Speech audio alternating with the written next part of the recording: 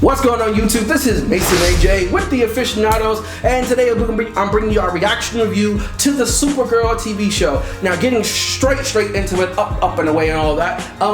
There are several things when it comes to the series so far. I'm still liking the Supergirl series, but I also feel that this is the weakest episode out of the three so far. But like I said, it's only the third episode, so they're bound to be like hits and misses, and I feel like they're still trying to like figure out a way to like work out the formula of how Supergirl goes. Lex Excalibur is not here with me today. Once again, he's over out there saying the world and he's just being an awesome guy. So it's just me. So, but he also did text me and he communicated to me some of his thoughts. So I'm going to be pretty much parlaying between the two of us. Going straight into it, one of the things I really hate about this episode is Supergirl herself. Don't get me wrong, and the way I feel is I understand that she's young and she's up and coming and she's sheltered and etc. But being the third episode in, she's at this point she's just coming off as just bratty, and where Lex Excalibur has expressed to me that they're going a Naruto-like route where she really is just a girl who will eventually build up and through trials and tribulations and through character development is going to grow into an amazing young woman. Where I fully expected, the way I look at it is, I feel like she should be a young woman already, and a lot of these aspects and character attributes that she's showing so far are really just childish, and I feel like she was dropped down into this world, but then she somehow suspended her whole life in suspended animation, and she came out like a grown adult. Like the whole aspect of her being taught or going to school or even going to college for that matter, it's just somehow just completely and utterly lost. And I feel like some of the things, like some of the like the life lessons growing up, and I understand she grew up somewhat on a farm and everything, but I feel like she's just missing things. Like, and with my favorite character so far on the show is her boss, Kat, because Kat feels like while she's not being mean, she's bringing a level of adult realism to the show that I feel like Supergirl as an adult show already have. But once again, that might be a little bit too far ahead of myself. The episode starts off with Kat interviewing Supergirl, and she's flying and Supergirl's flying all around her, and you know she accidentally lets slip that Superman is her cousin, and then she flies off, and then Kat begins to pretty much write the article that people are reading to get their insight into Supergirl. And as always, Kat has a level of professionalism, like as a character, like I feel like Kat is a fully functioning human being, and the way she responds to things is that I feel fully functioning human being, even though it can somehow come off a bit cold-hearted and a bit mean. But like watching it, I'm really enjoying her most of all. Now, while Kat is my favorite character, I think the most interesting character is in fact Kara's sister, who continues to show the most character development and growth from episodes 1 to 3 up until now.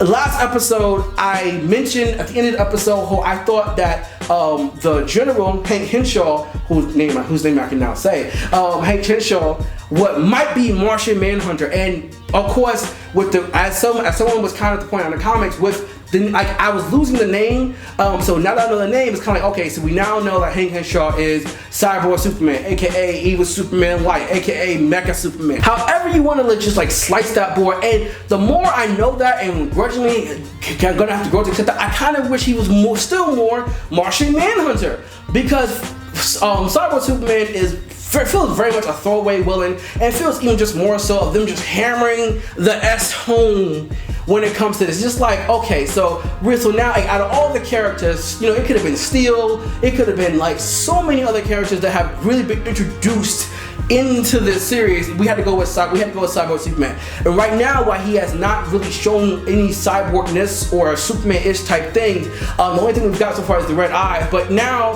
where it was a major plot reveal in the last episode, now in this episode it just feels cheap, because Kara's sister was hacking his computer to help her out with a situation, and he had to just do the whole, oh, my evil sense is tingling, and I had to get all red eyes and everything. And I just felt like that was cheap. Once again, I'm still waiting to see where that character development. My favorite character in this whole episode, in this particular episode, is actually Reactron.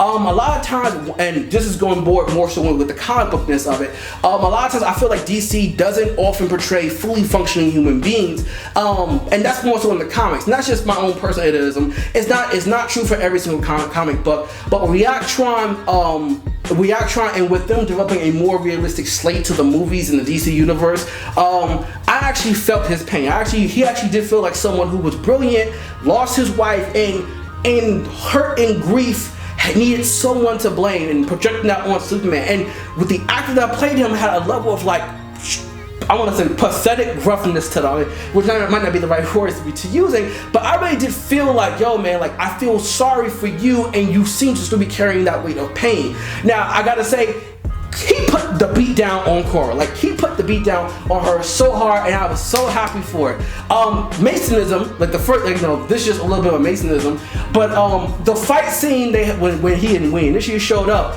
I felt was so gutter, because, you know, they did the whole thing where we're gonna punch at one another and go bam, bam, bam, block and go like that. But then he was looking like, block your blow, you know, laser to your knee, you go down, you know, knee in your face, you hit the ground, and I'm lasering you on the ground. Like, that's how I feel like if you have superpowers, that's how you should fight. Okay, none of this, oh, we're gonna go back and forth, and I'm gonna let you get up. And that was also like one of my major gripes with the show.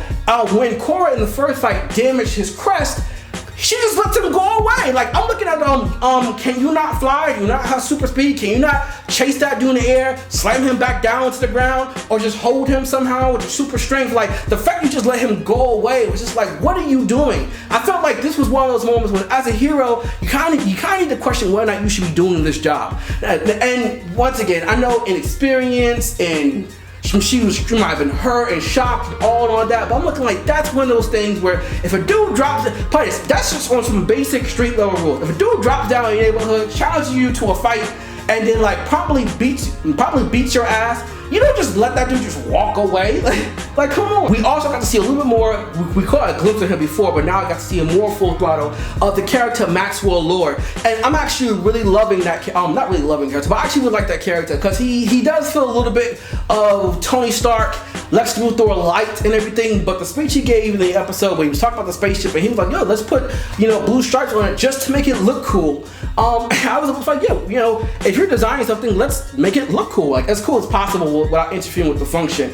And then they went with the tired and true trope of, a bad guy has to capture a smart guy and force a smart guy to build stuff for him and everything else.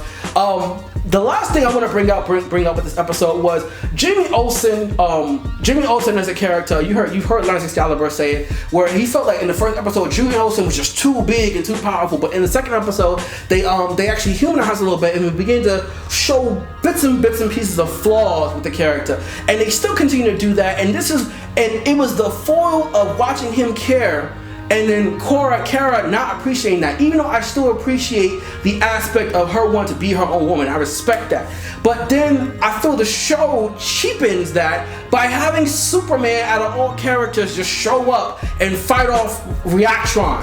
And then jumping ahead of myself, when Supergirl defeats Reactron, I had to question, what is Superman doing with his life? Like, this wasn't like a bit of rocket science or anything else. I put my hand in lead and I could just do that, and I held on to the core. But I feel, once again, being Superman, and this is the comic book nerd in me, I felt like Superman, if not only should have figured this out by now, for all the many times that they have referenced that him and Reactron have fought, or at the very least, it should not have been such a video game weakness. Hit the glowing red spots, etc., etc.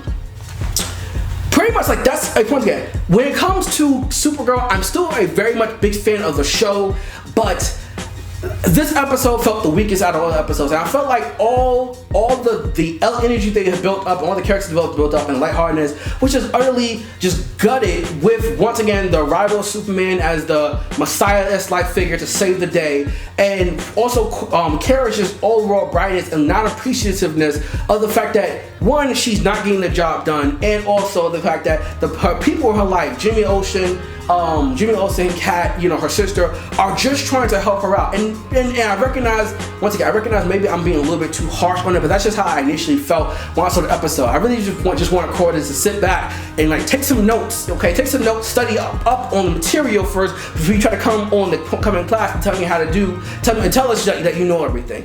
But other than that, comment down below. Oh, wait, hold up. Uncomment down below. Let's also bring up this last fact. So at the very end of the episode, Jimmy Olsen we get introduced to Lois Lane's sister, played by Channing Tatum's wife, nonetheless. And that right there kind of pissed me off, because I'm looking like, maybe, because not confirmed, maybe they're gonna play the whole she's an ex-girlfriend route, they used to date and everything else. But it just felt more of trying to just shoehorn the Superman-esque elements of the show in, because we couldn't even get, like, if she is gonna play an ex-girlfriend, or just out of many other female characters we could have introduced, but it had to be Lois Lane's sister. Like, it really just once again felt like, because we can't get Superman, let's fit in everything we can to be Superman without Superman. And I'm looking like, and that was just my own idiotism. I felt her appearing in the manner that she appeared in was very much a weak appearance, and it felt like unnecessary. Like, if you're going to do the whole ex-girlfriend, let's talk thing, just have the ex-girlfriend and since they've already established that Jimmy Olsen is the love interest for Kara, have that be the aspect of the story, you know, rather than it have to be Lois Lane's little sister. I'm looking like, you know, that on top of the fact that we're once again just talking all about, you know, we spend so much time talking about Superman, I think at this point we might as well just call it Supergirl and Superman, or Superman and Supergirl at this point. I really want Supergirl to be her own character, but I also recognize that for a little bit they are building up that she is living in her cousin's shadow. But once again, now comment down below. Let me know what you think about this week's episode of Supergirl. Let me know how you feel about anything I've said so far. Please share your thoughts, because I want to know. Do you share my concerns? You guys completely disagree? Do you guys think I'm just bonkers out of my head? I really want to see how people react to this. I'm going to do my best to have these videos out, to have them more so on closer to the release date of the actual TV show. But if I don't, then know that they will come out on Thursday, and we'll have pretty much a stockpile episodes coming out on Thursday. Once again, this is Mason AJ, and I still love Supergirl.